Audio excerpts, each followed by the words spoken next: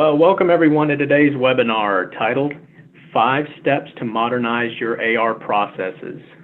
This is Brian from Strategic Treasurer, and we're pleased you could join us as we consider how to improve efficiency and visibility across your AR processes. Our speakers for today are Chaz Narwich, Business Development Manager at Esker, David Bork, Senior Vice President and Head of AR Solutions at Boost Payment Solutions, and Craig Jeffrey, Founder and Managing Partner of Strategic Treasurer. Welcome, Chaz, David, and Craig, and I'll now turn the presentation over to you. Thank you so much, Brian, and everybody welcome. Glad you're here from all these wonderful cities and locations around the globe. Really appreciate you spending some of your day with us. Chaz and David, it's good to present with you today. Thanks for being part of this. Thanks for having us. Looking forward to it. We have a lot to cover in 30 minutes. So if it feels like we're going quick, it is. It's accurate. We are going quickly. So what are our topics for discussion today? Let me just give you a little bit of an overview on what we're going to cover. The first section is on manual processes. So when we think about modernizing any process, but particularly AR processes, what are some of the challenges with manual processes? How does that have an impact and feed into a more challenging process, a less modern process, or a more modern process? So defects and errors, the inability to address issues, the inability to scale is probably a key issue, and same thing with risk issues and efficiency. If it's manual, it creates more defects, it's harder to scale, and there's risk and inefficiencies. When you have automated, when you have modernized your AR processes, you have less defects and errors and a corresponding value from that. You're able to scale, you have risk and efficiency. So we'll be talking about that first. Then we'll look at steps to modernizing. And just really quickly, this will cover things like automation, achieving visibility, using things like virtual cards, data as the new currency, how data is important in those processes, as well as security. The threat on payments fraud is massive. And so building security into the process makes great sense. And without making a commercial for Esker and Boost, they partner together in a lot of the solutions that may come out a little bit, but I encourage everyone to take a look at both Esker and Boost payments as a follow-up to today's discussion. And we will have key takeaways. It's a half-hour session, so we'll be quick on that as well. We'll cover and remind people about the source of defects, this end-to-end view of automation, looking at how you can automate more of the process, achieving visibility, and baking security into the process with the payment methods we use and how we look at it. So that's what we're going to be covering today. I'm excited about it. Chaz, why don't you start off on describing, what are some of the challenges related to manual processes, and then David, you can jump in and finish out the discussion. Yeah, for sure, Craig. Thanks a lot for the introduction. The first area where I guess you could see defects and inefficiencies within an AR process is, number one, the manual process that it's taking to get cash application done. For example, taking data from banks, from customers, keying it into an ERP system, that is really low value added activities, and looking to replace that with automation, with software, is something that a lot of companies are doing right now because it's such an inefficient way of processing payments and applying cash. So that's one that comes right to my mind, just thinking of it. I mean, you can, a lot of the time when companies come to us and we're talking to them about potentially automating that process, you're evaluating the time and the money it's costing to manually key in data and to inefficiently have to bring together reports and to have visibility over some of those processes. So that's what comes to mind first for me as far as the types of defects that are that occur within AR processes and areas that should be looked at. A lot of the time, and then if you look over on the right, negative impact. So what is that? Working capital has been super hot over the past few years.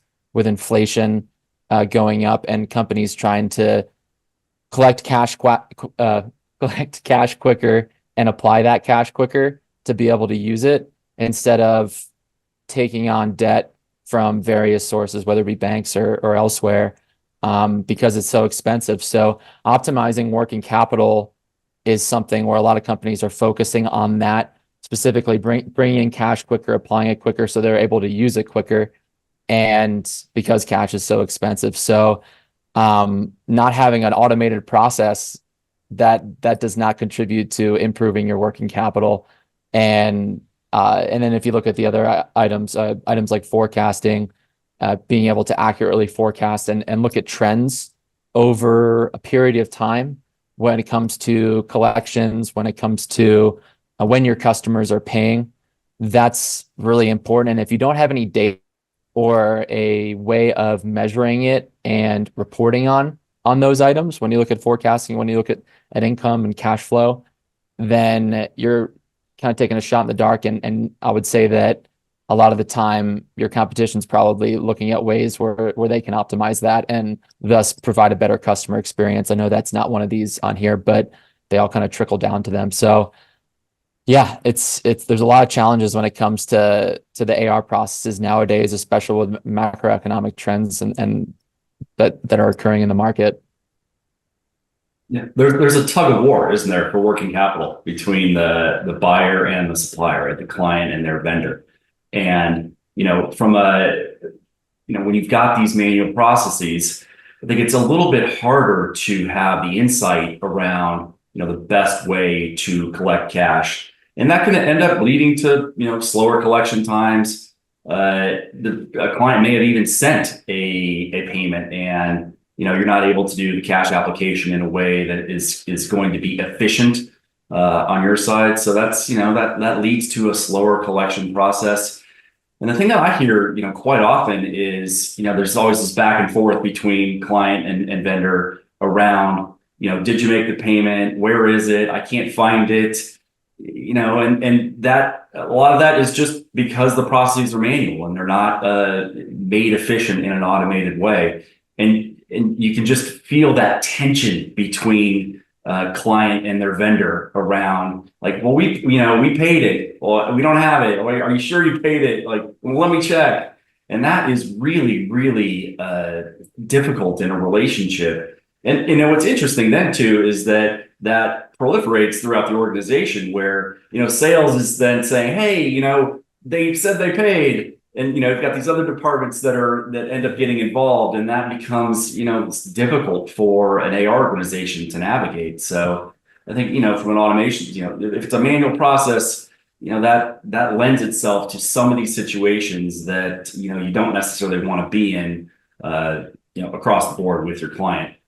And I think as we continue to, get more computing power and AI and, all the things that we, want to talk about all the time and are in the news, it just becomes harder to grow and scale when you are in a technology deficit and are, unable to do the things that you want to do to improve your organization, not just necessarily AR, but overall, and, grow as a company. And then, of course, staffing. It's always tough, right? The wage rates simply, they keep going up with inflation. That's, we've seen that over and over again. And when you're in a manual process, I think people that they want to not necessarily do the manual processes, they want to lend their skills to things that are, more meaningful to the organization. So, when I think about manual process, really, that's kind of the things that I think about. And, I think there's some ways to make changes. Yeah, that's a great lead into the next discussion section about what are those ways to make changes? What are the steps to take towards modernization? Let's, why don't we flip it back to you, Chaz, to get us started? Yeah, for sure. Thanks, Greg. I think so the first one here, implement end-to-end automation. A lot of the time when companies are looking at AR automation, a lot of the time it starts not as holistically as you'd like it, as I guess leaders would like it. Like if you look at a CFO, you look at a treasurer, they would like to say, hey, let's look at all the processes. But a lot of the time, there's siloed departments doing bits and pieces of these processes, and maybe only one part of that department sees a problem and wants to automate it. An example of that could be, okay, you have a collections team that's over here that's customer facing, and then you have a cash app team that's internal that's doing all the application of cash. Maybe it's something where the collections team sees, hey, we're increasing our amount of customer base that we have, and we're not able to keep up with the collections processes that we need to do. So let's look at that point solution for collections instead of saying, hey, end-to-end automation. Let's take a step back.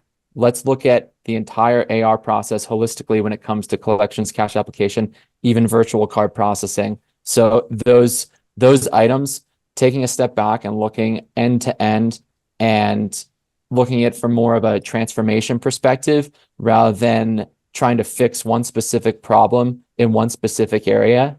That's, I guess what I'm saying is that a lot of the time I've seen where that is probably not the right answer, just looking at that one part and not looking holistically at AR, because everything integrates with each other as far as there's downstream, upstream processes, no matter where you're looking at within the AR process. So one step is going to affect the other. If you're lagging over here and you automate over here, they're really going to affect each other as far as there's still going to be gaps in the process that you're looking to improve. So a lot of the time, I think the most successful projects that I see when it comes to modernizing an AR project is just looking holistically at that entire process, front to back, beginning to end. Employing a single pane of glass. So this is a lot of the time what this relates to is the visibility within this process. Like David was saying before, it was interesting where you're going back and trying to talk to different people within the organization that don't have the same visibility as you, as far as whether it's you're communicating with a customer or someone's in an ERP system, someone's in a CRM system, and maybe there's like we were talking about with sales and finance.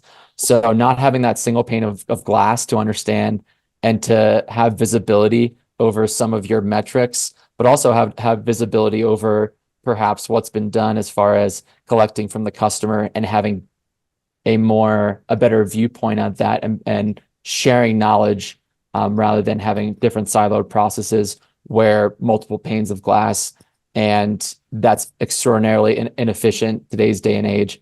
So I think, employing the single pane of glass and implementing that end-to-end automation, that's something where everybody, when they're looking at this, even a part of AR, that they should be having that in the back of their head of, hey, we want everybody to be able to see our metrics. We want reporting to be easy. We want the interdepartmental communication to be automated and efficient. Yeah, you brought up virtual cards, and everyone's on mute, but I could hear the collective groan, right? Around acceptance of virtual cards. And I get it because certainly we live it, Chaz and I, in our collective occupations. But the reality is there are some very effective ways to accept virtual cards. And if you're automating it, right, in a way that makes sense, that is certainly going to help, with a number of different things, including cash application and, efficiency around order to cash. And you can absolutely optimize the cost of acceptance. And certainly there's a quid pro quo with your client, right? If they want to use a card, and some clients are certainly going to be demanding and they're going to want to use a card. But if you're going to allow your client to use a card and you're going to come to terms on that, there is absolutely a way to optimize the cost of acceptance that can make it palatable. And this goes back to the working capital, tug of war between a buyer and a supplier, where the beauty of a virtual card for a buyer, not only are they automated on their side, right, because they're sending it right out of their ERP system, but also their bank is going to give them working capital, right? That's kind of really the big benefit.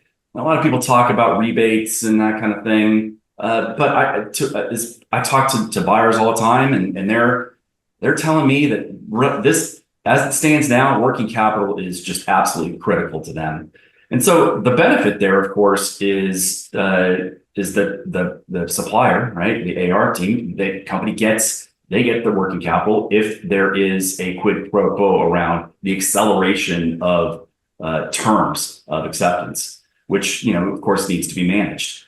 So I think there's really, as you think about virtual cards, maybe you look at some other things that are less negative around, the fees and that kind of thing. Of course there are, but there's certainly advantages to it that I think absolutely need to be explored and understood for a company to make a decision on whether or not they're going to accept, or if they're going to accept in a whole scale way or a limited fashion. And that moves you right into data, right? And virtual cards lend themselves to data, but if you have an automated process overall, you're going to end up with more data, right? There's no shortage of data, but when it's manual and you're in spreadsheets and you don't have that, single pane of glass that you were talking about earlier, Chaz, you don't have access to the types of data that you need to make informed decisions. That because you're pulling in manually from a lot of different places. If you can automate that, you can really, really give yourself an advantage and make improved decisions. And then the last thing I would talk about here is security. Certainly on everyone's mind with what happened last week, and security is an absolute. It's on my mind. It's on our CEO's mind. It's on everybody's mind. In terms of the protection of data.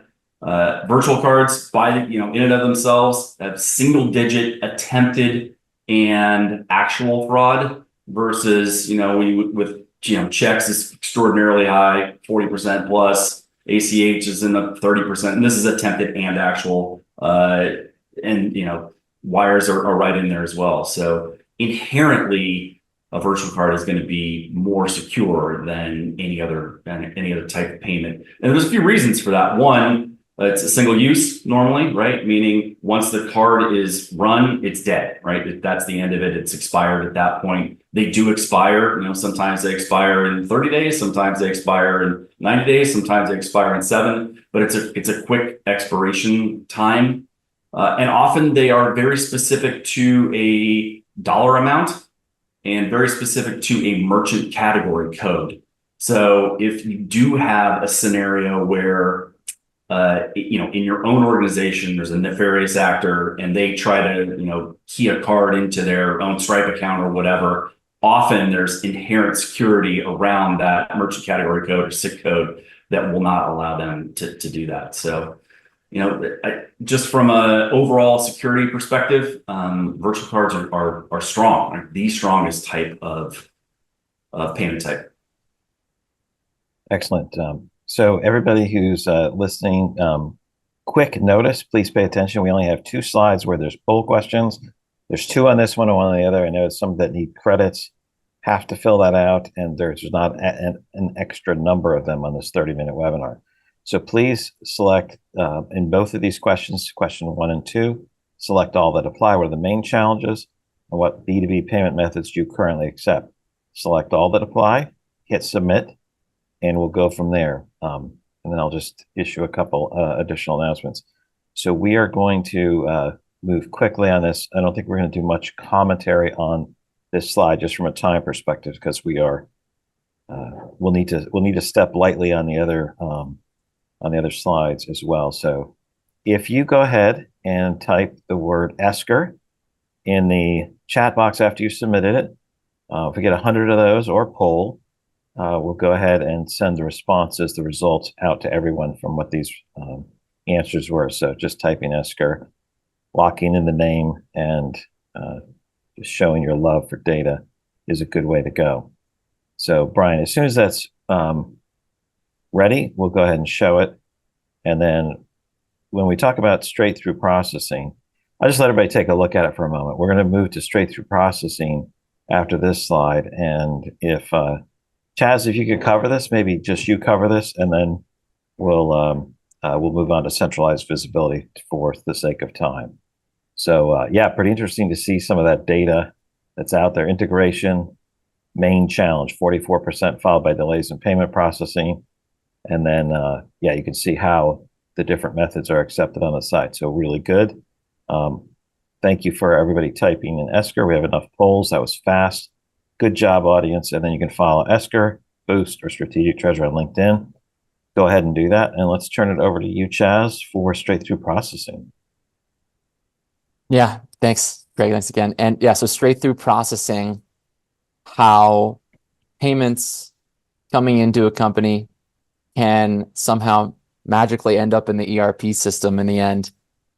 It's really something, and David and I, we have a client that is a manufacturer down in Texas that uses this as far as being able to take, basically take a payment from a customer, a virtual card payment, and then through the Boost solution, obviously have that network to be able to automatically process that virtual card securely so that none of the card data is ever exposed and encrypted and things like that.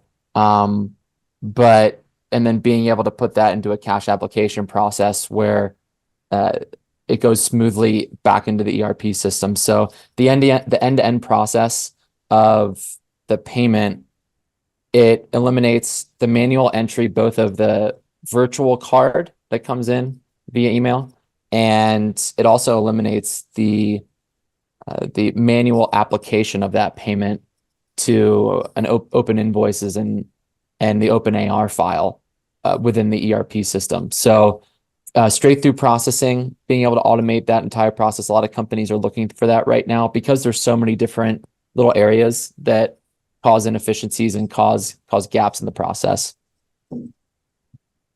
Yeah, excellent. I know there's a lot on the slides, a lot to cover. Just a couple comments on this one, and then we'll jump back to you, David, for virtual card flow and the value of SCP. But on this one, centralized visibility, how can we see what needs to be seen? We talked about a comprehensive view or a holistic view of a process and automating each of the parts. The same is true for visibility. How do we have that type of single pane of glass or a view to forecast on AR, as you see on the upper left-hand side, aging, statistical measures that relate to working capital, collector effectiveness index, days sales outstanding. How do you keep track of payments? So having an end-to-end process where it's automated and tracked allows for good visibility, which provides information for action, decisions, and activities. And then I'll jump back to you, David, on this. I know we're moving quick, so appreciate everybody's great attention. Yeah, so this is really the problem, and anyone that accepts virtual cards now knows, or at least someone in the organization knows, that if it's a manual process, right? If there's not the introduction of automation through straight through processing, so an email payment notification goes to a box, right? An email box that has to be monitored. It's either a group or an individual that's doing that. And then, of course, they have to unpack it, right? They have to, grab that card information, could be in a PDF, could be in the body of the email, could be behind a link, right? A link with credentials that change, every 90 days. The employee seeing the card number, hearing a lot more from clients now around, like, we got to get card numbers out of our system. We understand that single-use cards are PCI compliant. We just don't want any cards, in our system at all. Right. And then, you got to key it into a terminal or a virtual terminal, and that incurs fees. And if it's not optimized, those costs can be high. There can be data entry errors when you're entering the ERP system, and, it can end up in delayed payments or delayed cash application. But there's an answer for that, right? And that's really what STP is. So if you're looking for a provider of straight through processing, there's going to be some key elements here. You want a fully automated process. You want to make sure that your employees are never seeing card data. You want to eliminate all the data entry possible errors. You want to optimize. We talked about this a lot. You want to optimize the overall cost of transactions, and there's certainly ways to do that.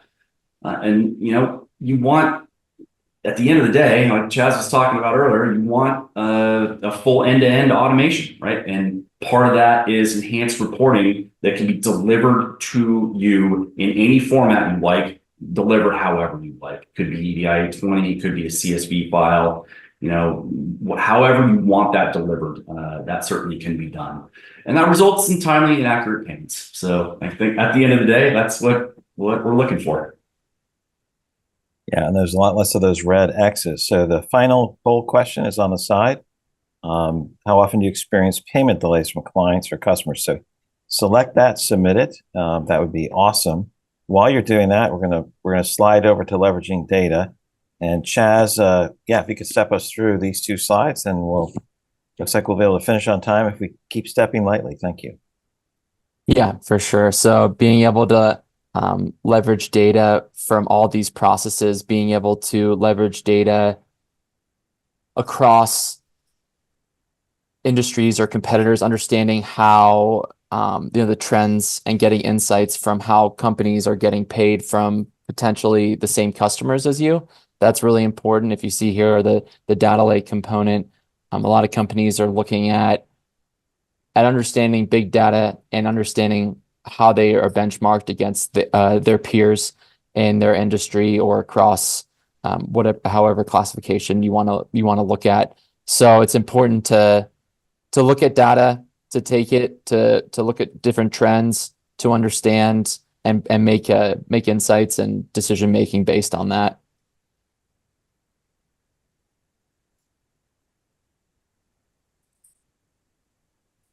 And then increasing security. So like David had said before, with everything going on last week, understanding and investing in security when it comes to payments is very important. So being able to offer a secure platform to accept payments and to process payments, that's something where a lot of companies are putting a lot of emphasis on doing that, and not, where before it was like, hey, we'll get paid however we're going to get paid. But you have to really take a strong look at security when it comes to your customers' data and your customers' information, because that could result in a lost customer if something happens there. So. Yeah, excellent.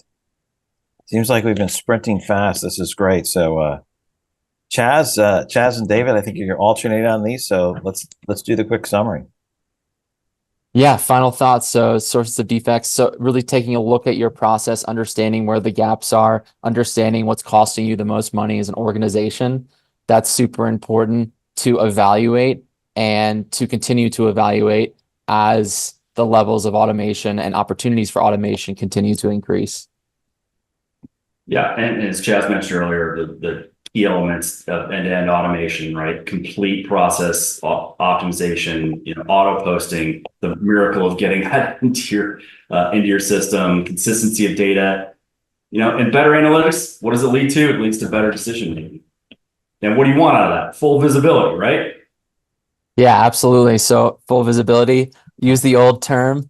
If you can't measure it, you can't manage it. So that's that's something that pretty much sums that one up. Is if you don't have visibility into your data, and you don't have visibility into the trends of what's going on in your organization, then you're blind to it. So you're blind to the decisions that you should be making.